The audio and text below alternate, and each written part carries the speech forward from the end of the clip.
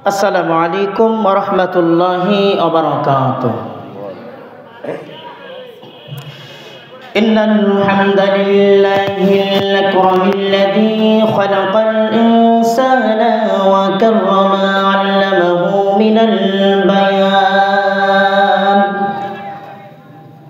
মিনাল বায়ানি মা লাম ইয়া'লাম। فسبحان الذي لا يحصى امتنانه باللسان ولا بالقلم. نشهد أن لا إله إلا الله وحده لا شريك له، ونشهد أن سيدنا وسندنا وحبيبنا ومولانا محمدا عبده ورسوله الذي أرسل رسوله بالحق بشيرا ونذيرا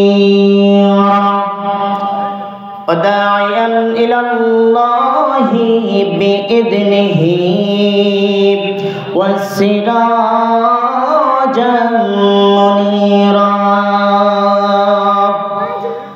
أما بعد فقد قال الله تعالى في كلامه المجيد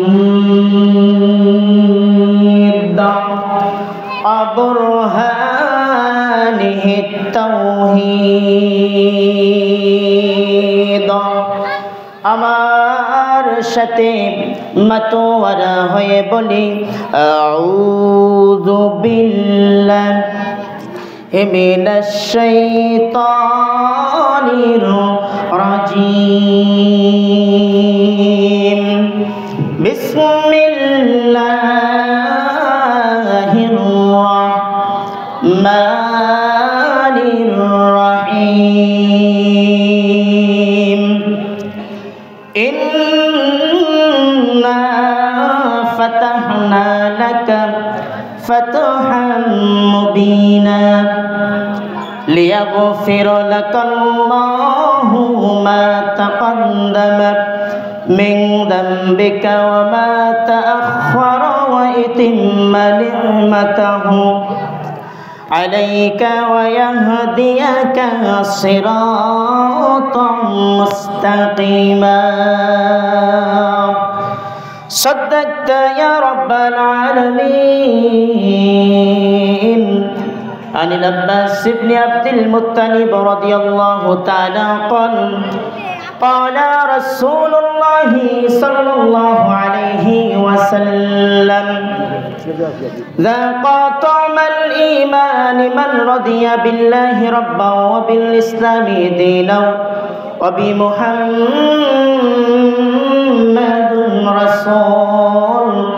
رواه البخاري ومسلم. وقال تعالى في شأن حبيبي عامدا ومخبرا إن الله وملائكته يصلون على النبي يا أيها الذين آمنوا صلوا عليه وسلموا تسليما. জবান ছেড়ে দিয়ে নবীকে ভালোবেসে নবীর প্রতি উজাড় হয়ে দরুদ পড়ি। আল্লাহুম্মা সাল্লি আলা মুহাম্মাদি ওয়া আলা আলি মুহাম্মাদ কামা সাল্লাইতা আলা ইব্রাহিম ওয়া আলা আলি ইব্রাহিম ইন্নাকা হামিদুম মাজিদ। আল্লাহুম্মা বারিক আলা মুহাম্মাদিন وعلى آل محمد كما باركت على إبراهيم وعلى آل إبراهيم إنك حميد مجيد সকলে বলি আলহামদুলিল্লাহ। আর কত চাও শহীদ খোদা, আর কত চাও শহীদ বাংলায়, আর কত ক্রন্দন আসবে কবে এই জমিনে তোমারই শাসন, ঠিক না?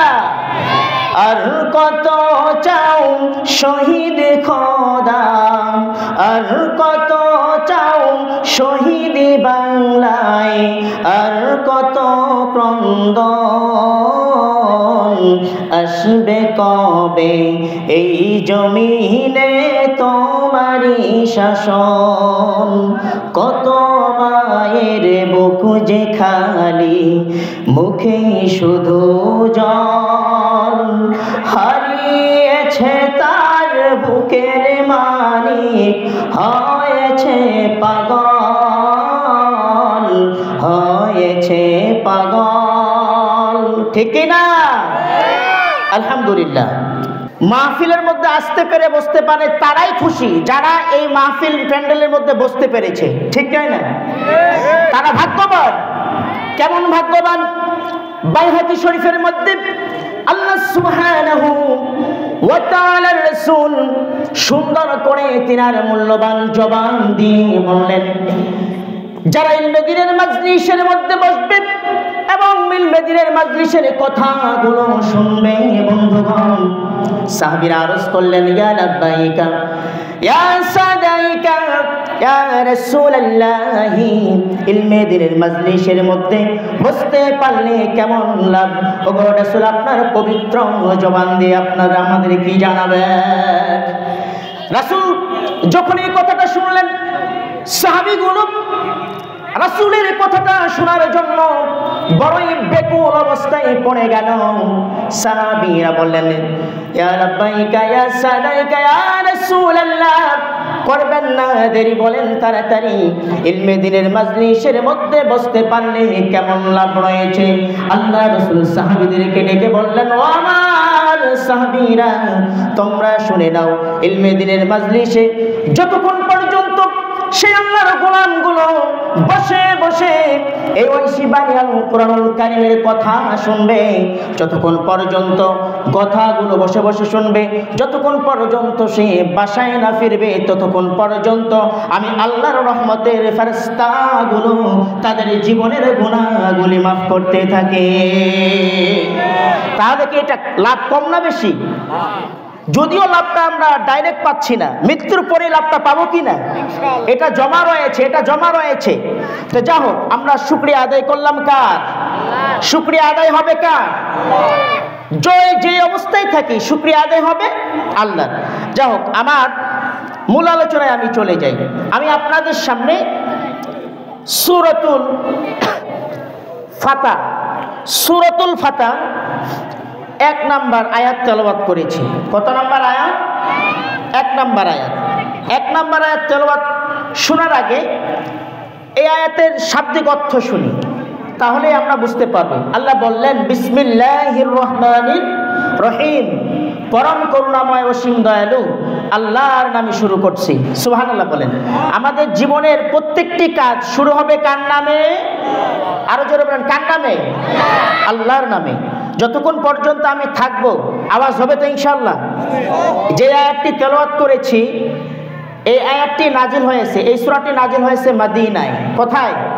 আমি কিন্তু আপনাদের কাছে এটা শুনবো, এটা একটি ক্লাস, এটা একটি কি ক্লাস। সূরাটা নাজিল হয়েছে মদিনায়।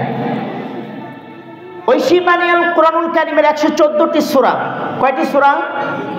114টি সূরা 2 ভাগে বিভক্ত হয়েছে। কয় ভাগে? এক ভাগ মক্কায়, অপর ভাগ মদিনায়। যেই সূরাগুলো হিজরতের আগে নাজিল হয়েছে সেই সূরাগুলোকে মাক্কি বলে অবহিত করা হয়েছে। সুবহানাল্লাহ বলেন।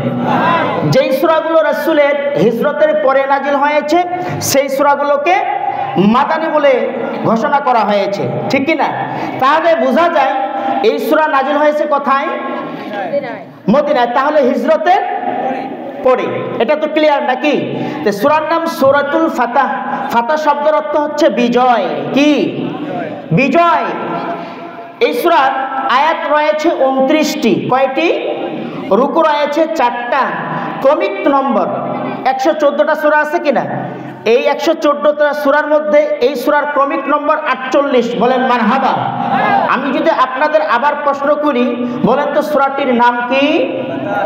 ফাতাহ। ফাতাহ শব্দের অর্থ বলতে পারবো তো? এই সূরার আয়াত আছে কয়টা? 29টি।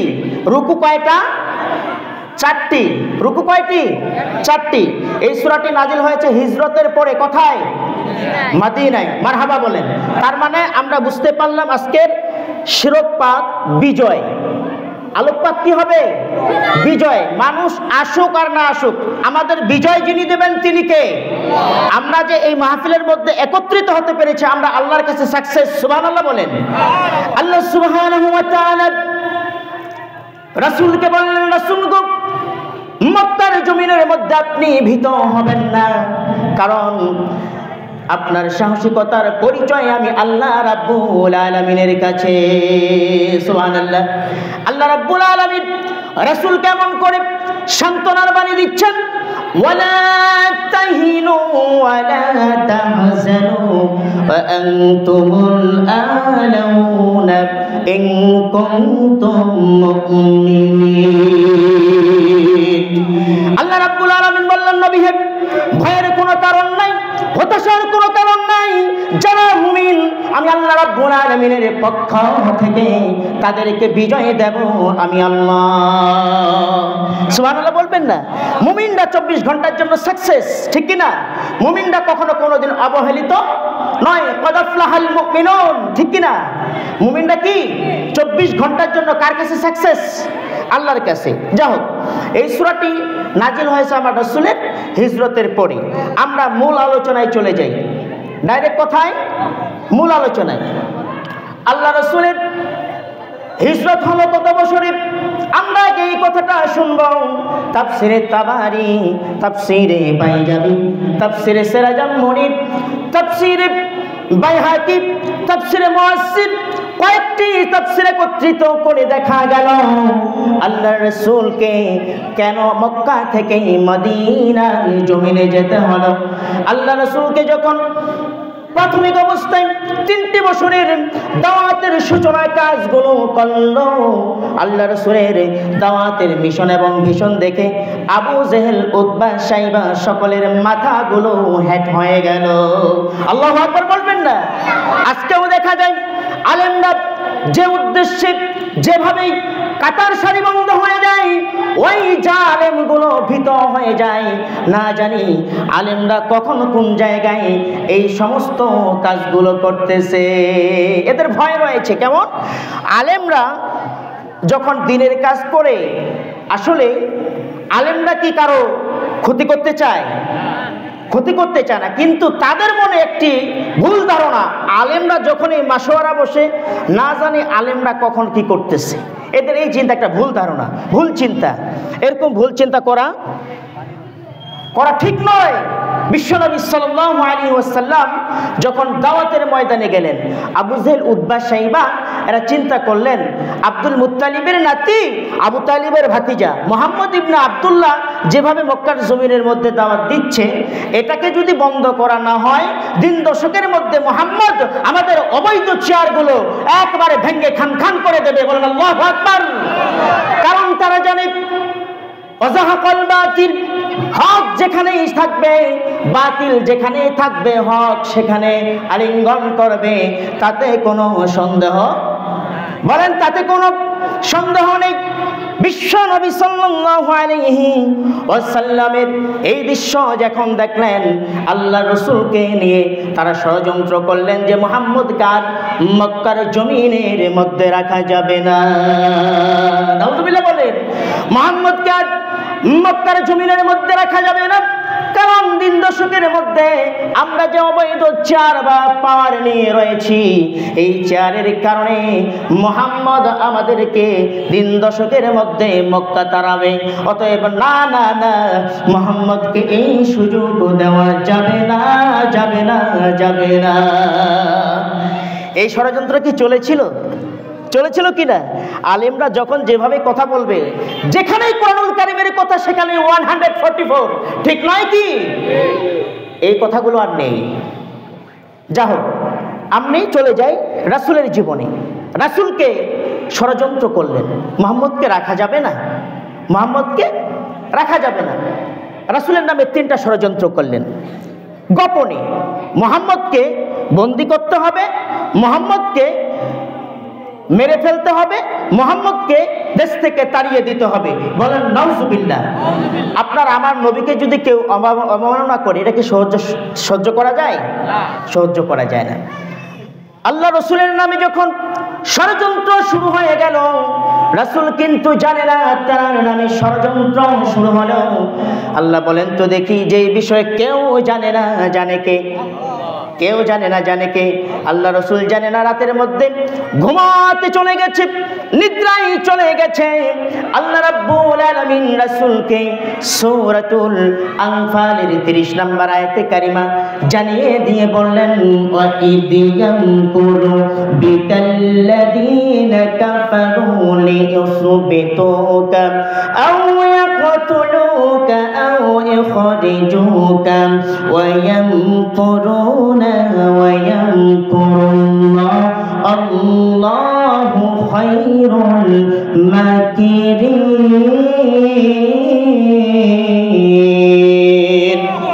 আল্লাহ রাব্বুল আলামিন ওই শিবানী আল কোরআনুল কারীমের মধ্যে বললেন, নবী মুহাম্মদ, সেই দিনের কথা স্মরণ করো যেই দিন কাফেরগুলো আপনাকে রাতের আধারে মারতে এসেছিল, বন্দী করতে এসেছিল এবং দেশ থেকে তাড়িয়ে দিতে চেয়েছিল। ওগো রাসূল, তারা আপনার সঙ্গে ষড়যন্ত্র করেছে, আর আমি আল্লাহ রাব্বুল আলামিন তাদের সমস্ত ষড়যন্ত্রগুলো বানচাল করে দিলাম। আল্লাহু আকবার বলবেন না?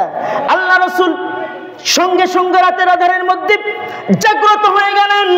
জাগ্রত হয়ে গেলেন যখন আমার রাসূল আবু বকরকে নিয়ে মক্কা থেকে মদিনার উদ্দেশ্যে রওনা হলেন। তখন যখন রওনা হয়, আমার রাসূল বারবার মক্কার দিকে তাকায় আর বলে, ও আমার মক্কা, শুনে নাও, শুনে নাও, আমি মুহাম্মদ, আমার জন্ম হয়েছে মাতৃভূমি মক্কার মধ্যে। মক্কার জমিনের মানুষেরা তোমরা শোনো, আমি মুহাম্মদকে যদি আমার নিজ গোত্রের মানুষেরা না টানিয়ে দিত, আমি কথা দিলাম, কথা দিলাম, আমি মুহাম্মদ আমার মাতৃভূমি ছাড়তাম না। আল্লাহু আকবার বলবেন না? আল্লাহ রাসূল কান্না করলেন, হৃদয় ভরে কান্না করলেন। যখন আল্লাহ তাআলা রাসূলের কান্নাটা আমার আপনার রব সহ্য করতে পারলেন না, আল্লাহ রাব্বুল আলামিন তার রাসূলকে কান্নাটা শোনার সঙ্গে সঙ্গে তার রাসূলকে সান্ত্বনার বাণী দিয়ে পাঠিয়ে দিলেন। সূরাতুল কাসাসের 85 নম্বর আয়াতে কারিমার মধ্যে আল্লাহ রাব্বুল আলামিন তার রাসূলকে এমন করে সান্ত্বনা দিলেন, ইন্নাল্লাযীনা ফারাদু আলাইকাল কুরআনা লারাদুকা ইলা মাআদ। আল্লাহ রাব্বুল আলামিন তার রাসূলকে সান্ত্বনা দিচ্ছেন, নবী, হ্যাঁ, আপনাকে আমি কথা দিলাম, মক্কা থেকে যখন আপনাকে মদিনায় হিজরতে করে পাঠালাম, আপনাকে আমি আল্লাহ কথা দিলাম, মক্কা থেকে যখন মদিনায় চলে যান, আমি কথা দিলাম, কথা দিলাম, মদিনার মধ্যে কয়েকটা দিনের জন্য রাখতেছি, আমি আপনাকে মদিনা থেকে মক্কায় ফেরত করব এবং রাষ্ট্রীয় নায়ক হিসাবে গণ্য করব। সুবহানাল্লাহ বলেন। আল্লাহ তাআলা কথা দিলেন কাকে? নবীকে কথা দিলেন। ও সম্মানিত দিনী ভাইরা আমার, আলেম সমাজ, ভয়ের কোনো কারণ নাই। 16-17 বছর কোরআনুল কারীমের কথা আমরা বলতে পারি নাই ঠিক, আমরা বিদেশে গিয়েছি ঠিক, কিন্তু আল্লাহ রাব্বুল আলামিন বললেন, ও নবীর ওয়ারিসেরা, চিন্তা করবা না, তোমাদের হাতে আমি রাষ্ট্র দিতে যাচ্ছি, আমি আল্লাহর ওয়াদা। সুবহানাল্লাহ বলবেন না? আলেমদের কাছে যদি রাষ্ট্র চলে আসে, প্রত্যেকটি বিধবা মা শান্তিতে বসবাস করতে পারবে, ঠিক কিনা বলেন? প্রত্যেকটি এতিম তার এতিমের ভাতা পাবে, ঠিক কিনা বলেন? প্রত্যেকটি রাষ্ট্রনায়ক আইন করবে, সলাতের আইন করবে, যে সলাতের আইনগুলো করবে সে প্রত্যেকটি রাষ্ট্রনায়ক সেই সলাতের দেশ হবে একটি শান্তিময় দেশ, ঠিক কিনা বলেন? এটা করতে গেলে আপনাকে আমাকে রুখে দাঁড়াতে হবে, আপনাকে আমাকে সামনে সাহসিকতার পরিচয় নিয়ে চলতে হবে, ঠিক কিনা? ভীত হলে চলবে না। এখন বলেন তো, আমার রাসূল মক্কা থেকে কোথায় যাচ্ছেন? মদিনায়। এই সামনে আমি শানে নজুলে চলে যাচ্ছি, একেবারে শানে নজুল। আল্লাহ রাসূল মক্কা থেকে যখন মদিনায় চলে গেলেন, 1 বছর হয়ে গেল, 2 বছর হয়ে গেল, মদিনায় 3 বছর হয়ে গেল। মদিনার মধ্যে দাওয়াতের সূচনা শুরু করলেন। এমন ভাবে যখন 6টি বছর হয়ে গেল, সাহাবীরা আল্লাহর রাসূলকে ডেকে ডেকে বললেন, ইয়া রাসূলুল্লাহ, একবার নয়, 2 বার নয় গো রাসূল, 6 বছর হয়ে যায়, আমরা কি আর মাতৃভূমিতে যেতে পারবো না? মাতৃভূমির টান আছে কিনা? মাতৃভূমির টান আছে কিনা? মাতৃভূমির কেমন টান? যারা প্রবাসে থাকে তারা জানে মাতৃভূমির মায়া মহব্বত, তারা জানে মাতৃভূমির মায়া মহব্বত। প্রবাসী যারা রয়েছে তাদেরকে জিজ্ঞাসা করবেন, ভাই প্রবাসে তো থাকো, টাকা পয়সা তুমি অনেক নাড়ো, বলো তো দেখি প্রবাসের মধ্যে তোমার সবচেয়ে অভাব কোনটা? প্রবাসীকে দেখে যে বলবে, হুজুর আমি প্রবাসে থাকি ঠিক, টাকা রোজগার করি ঠিক, কিন্তু আমার সবচাইতেই আমাকে আমার 2টি জিনিস সবচাইতেই মনে পড়ে। প্রবাসীকে বলবেন, কোন 2টা জিনিস? উনি বলবে, চোখের পানি ছেড়ে দিয়ে বলবে, হুজুর সবচাইতেই আমাকে মনে পড়ে আমার দেশের মানুষদের কথা। পড়ে কিনা? সবচাইতে মনে পড়ে আমার দেশের মানুষদের কথা। আমার রাসূলের সাহাবীগুলো কান্না করে বললেন, ইয়া রাসূলুল্লাহ, আমরা কি আর মক্কার জমিনের মধ্যে যেতে পারবো না? আমাদের 6 বছর হয়ে গেল। আল্লাহর রাসূল সাহাবীদেরকে ডেকে ডেকে বললেন, সাহাবীরা তোমরা শুনে নাও, চিন্তা করবা না, আল্লাহ রাব্বুল আলামিন অতি শীঘ্রই মক্কার মধ্যে ঢোকার ব্যবস্থা করবে, অর্থাৎ আল্লাহ রাব্বুল আলামিন আমাদের বিজয় দেবে। সুবহানাল্লাহ বলবেন না? বিজয় আমাদের কি? বিজয় আমাদের একটি বিজয় হয়েছে কিনা? বিজয়ের তারিখ কি? 5ই আগস্ট রোজ সোমবার। 5ই আগস্ট রোজ সোমবার। এখন বলেন তো দেখে, বিজয় দিয়েছে কে? না ছাত্র, বিজয় কে দিয়েছে? না, আল্লাহ রাব্বুল আলামিন কি সুন্দর করে বিজয়ের কথা বললেন, ইযা জাআ নাসরুল্লাহি ওয়াল ফাত। আল্লাহু আকবার। আল্লাহ তাআলা বিজয় দিয়েছেন। কেমন বিজয় দিয়েছে? 5ই আগস্টে ঠিক যেমনি ভাবে আব্রাহার হস্তি বাহিনী কাবা শরীফ ভাঙতে আসলেন, আল্লাহ বললেন, ও মুহাম্মদের দাদা, চিন্তা করবা না, ওই ঘরটা আমি আল্লাহর, কোনো চিন্তা করবা না। আব্রাহার হস্তি বাহিনী আমি কি করব? তাদের কেমন ভাবে ধ্বংস করব, যা ইতিহাসের পাতায় প্রমাণিত হবে। আমরা জানি কিনা? এমন ভাবে 5ই আগস্টে বিজয় হয়ে গেল যে মুসলিম কল্পনা করতে পারেনি। সকল মানুষগুলো ভেঙে পড়ে গিয়েছিল, মনে হয় আর আমাদের মাঝে বিজয় আসবে না, ঠিক কিনা বলেন? আল্লাহ বললেন, বান্দা কখনো ভেঙে পড়বা না, কারণ তুমি আমাকে সেজদা করবা, তুমি আমার পবিত্র জমিনে সেজদা করবা, আর আমি তোমার রবকে ডাকবা, ডাকার মতো ডাকবা। যখনই তুমি আমি রবকে ডাকার মতো ডাকবা, আমি আল্লাহ রাব্বুল আলামিন তোমার হয়ে তোমাকে বিজয়ের পতাকা দান করব। সুবহানাল্লাহ বলবেন না? এই বিজয় শুধু মুসলমানদের বিজয় নয়, এই বাংলার জমিনে যতগুলো মানুষ বসবাস করতেছে প্রত্যেকটি মানুষের বিজয়, ঠিক কিনা বলেন? আল্লাহ সুবহানাহু ওয়া তাআলা তার রাসূলকে সুন্দর করে আল্লাহ সুবহানাহু ওয়া তাআলা সান্ত্বনা দিচ্ছেন, ওগো রাসূল বিজয় আসবে, মাস্ট বি, ভেঙে পড়বেন না।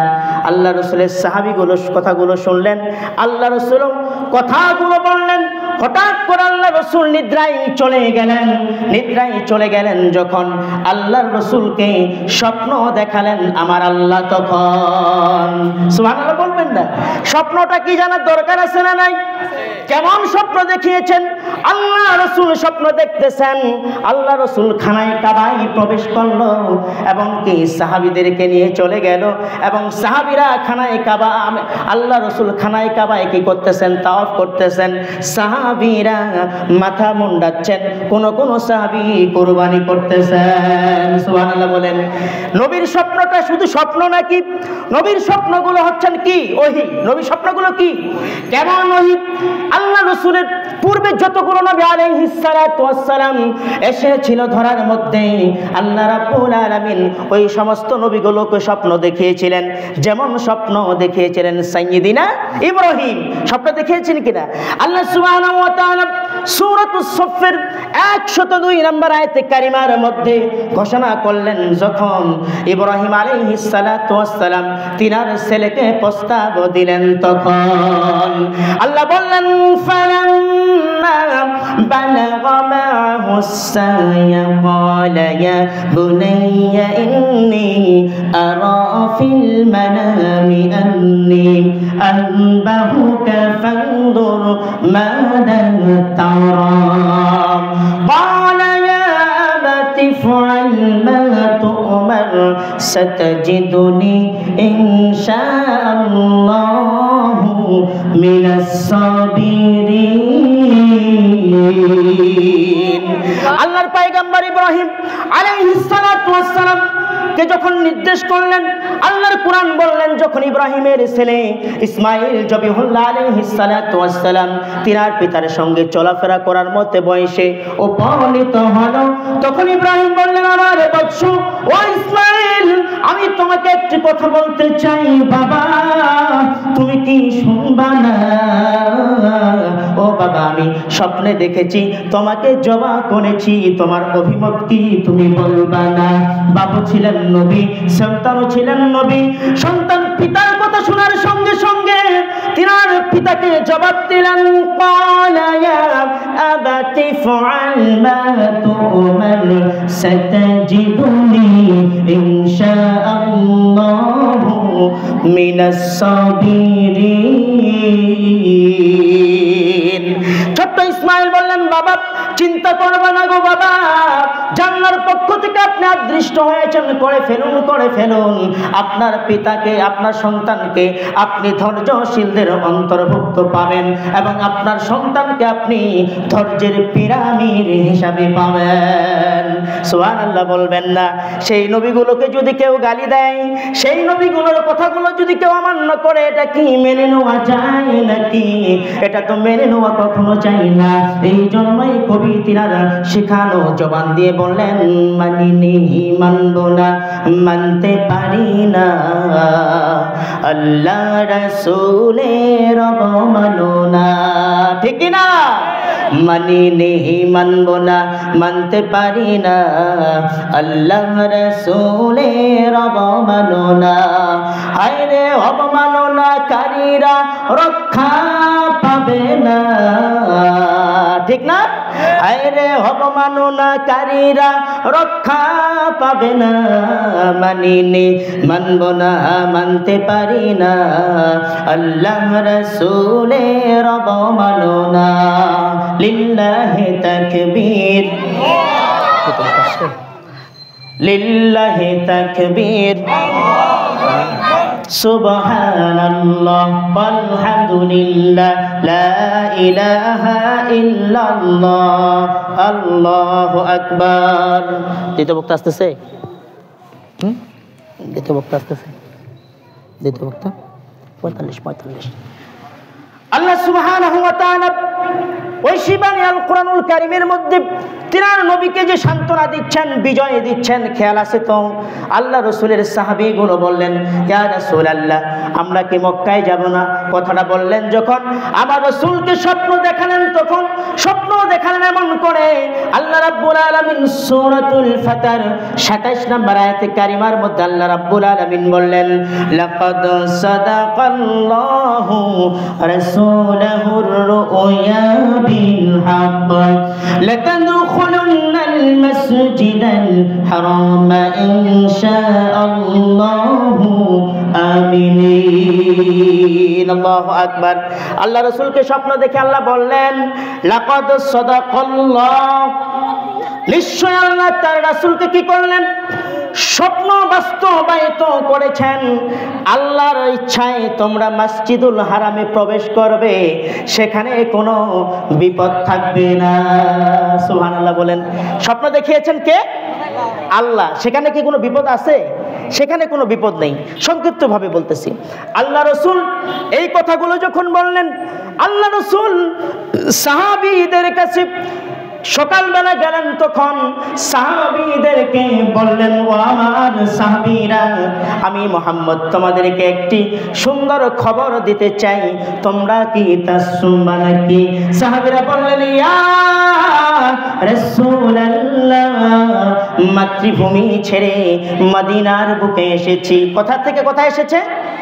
মক্কা থেকে মদিনার ডিস্টেন্স 350 কিলো, 350 কিলো। অনেক দূর নয়, অনেক দূর। ইয়া রাসূলুল্লাহ, মক্কা থেকে মদিনায় এসেছি 1 বছর নয়, 2 বছর নয়, 3 বছর নয়, 6 বছর হচ্ছে। ইয়া রাসূলুল্লাহ, আপনি কি এমন সুখের খবর দেবেন?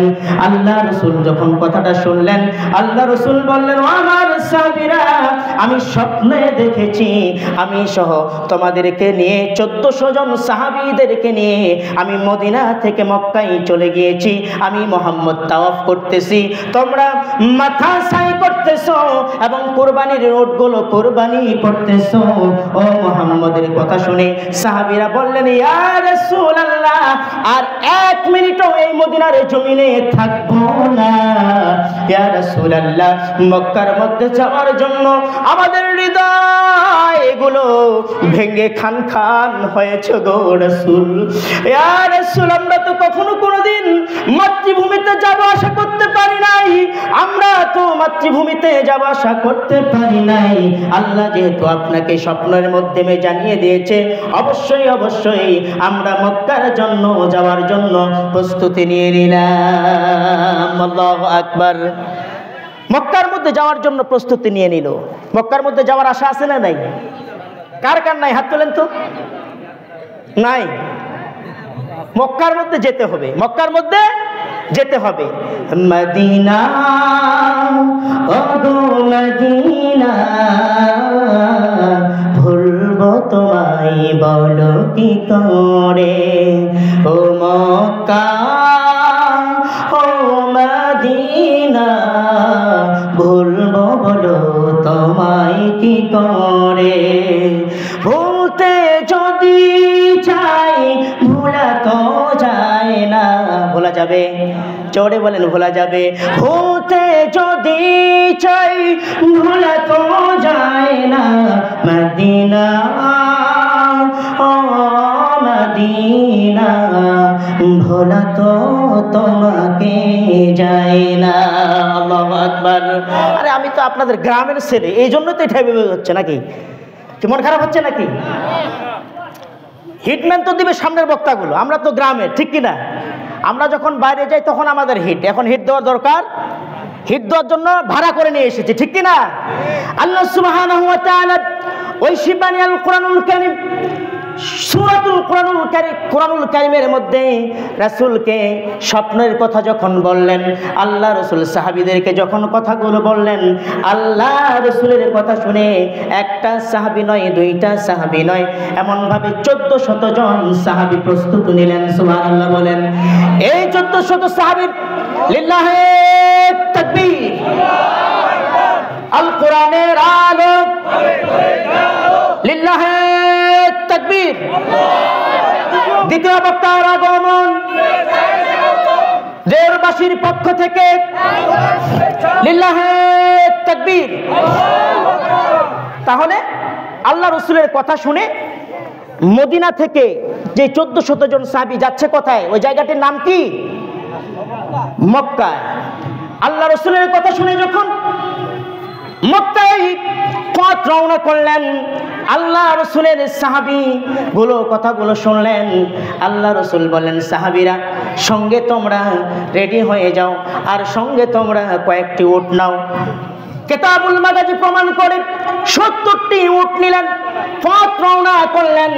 আল্লাহ রসুল যখন পথ রওনা করলেন, আল্লাহ রসুল পথ রওনা করার আগে একজন গোয়েন্দা বিভাগকে পাঠিয়ে দিলেন।